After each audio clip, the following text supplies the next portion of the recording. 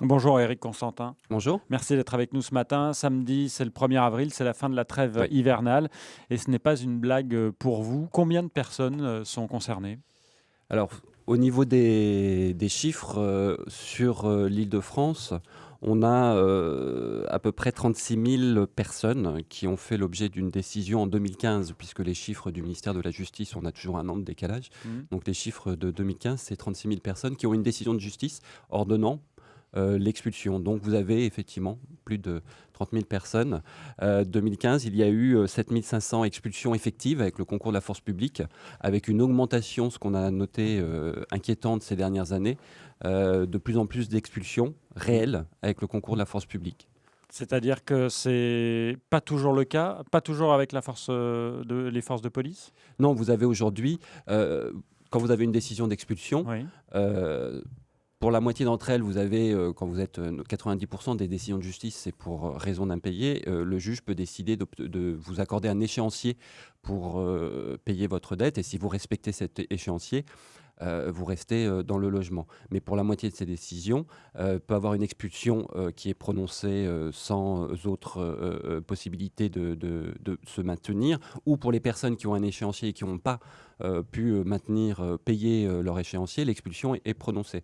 Donc vous avez aujourd'hui, ceux qui sont en impayés, mais vous avez aussi ceux qui ont reçu un congé. Donc c'est moins de personnes, c'est à peu près, puisque 90 c'est pour raison d'impayé, mais vous avez aussi toutes les personnes qui ont reçu un congé, qui ont toujours payé leur loyer et qui, malheureusement, se voient par le tribunal, ordonner, de quitter les lieux. Et puis, jusqu'au moment où, si la personne n'arrive pas à trouver par elle-même une solution, beaucoup partent d'elles-mêmes, parce que c'est quand même très violent aujourd'hui, de voir arriver le matin, Hmm. l'huissier, les forces de l'ordre, et cetera, pour, sans aucun, autre forme de procédure, Vider vous mettre l'appartement ou sur, vider la maison. dehors.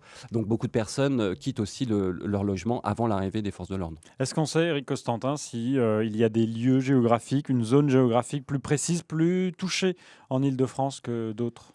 Alors aujourd'hui, tous les départements naturellement sont touchés. Si on regarde un peu la tendance, on a, entre 2014-2015 eu une augmentation, assez importante sur les départements des Yvelines et de la Seine-Saint-Denis. Hmm.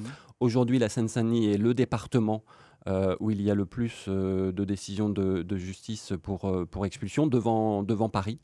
Donc vous avez ces 2 gros départements, Seine-Saint-Denis et Paris, mais avec une augmentation inquiétante, les Yvelines, et aussi on a eu, les années précédentes, la Seine-et-Marne qui avait vu, l'augmentation des décisions de justice pour expulsion. Vous avez une explication ou il y en a L'explication, elle est pas? simple, c'est effectivement le coût le coût du logement, qui aujourd'hui, les loyers, sur ces 10 dernières années ont progressé, plus vite que les revenus moyens, Mmh. et notamment pour les personnes les plus modestes. Vous avez un taux d'effort aujourd'hui, lié aux charges, pour payer, son logement, qui a explosé pour ces personnes, modestes. Éric Constantin, il y a une reprise des ventes sur Paris et l'Île-de-France, mais aussi une augmentation significative des prix du mètre carré dans la capitale, à Paris. On battrait des records, en tout cas, tout laisse à penser que voilà, il y a une reprise, en tout cas, dans les prix. Est-ce que ça joue sur les expulsions? C'est-à-dire qu'il y a une forte demande et donc il faut absolument remettre des appartements à la vente ou profiter de cette embellie? Alors déjà, ce qui est important à noter par rapport à ce que vous dites, c'est cette embellie.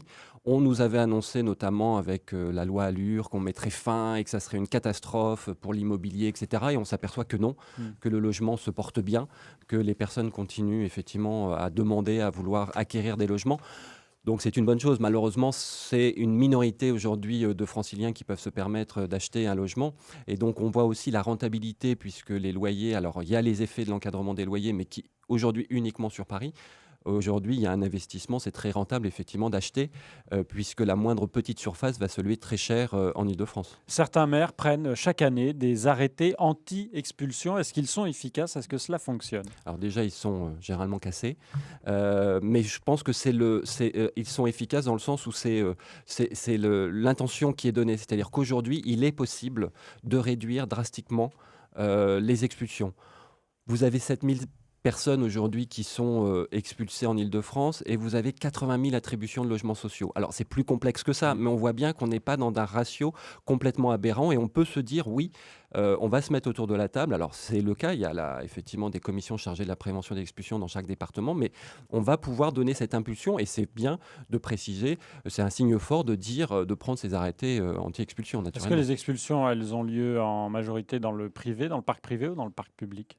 Alors, on n'a pas de chiffres aujourd'hui officiels Ouais. des décisions de justice qui concernent le parc privé et le parc social. Par contre, nous, à la Fondation Abbé Pierre, nous avons un lieu d'accès au droit à Paris, l'espace Solidarité Habitat.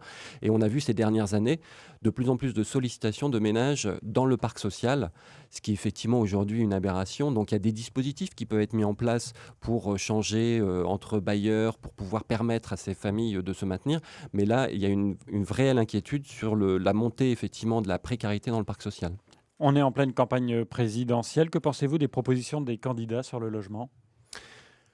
Oh, elles sont vastes, ça va être difficile. On a regardé de près effectivement et le 31 janvier, à l'occasion de la sortie du rapport du mal logement, ils ont été invités à présenter leurs propositions. On n'en parle pas suffisamment, on en parle peu et d'ailleurs aujourd'hui on invite aussi les candidats à se prononcer sur cette situation dramatique des expulsions. Après, j'invite effectivement chacun à regarder attentivement le détail du programme en matière de logement et d'habitat. Vous avez un candidat quand même favori, mieux placé en termes de logement?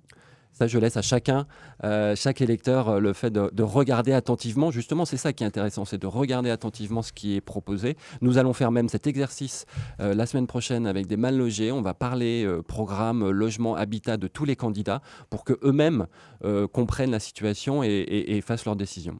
Éric Constantin, directeur pardon, de l'Agence Île-de-France de la Fondation Abbé Pierre, merci d'être venu. Il y a un rassemblement samedi à 15 h, place de la République, organisé par Oui. le DAL. Et cette interview est à retrouver en vidéo sur francebleu.fr. Merci, bonne journée. Merci à vous.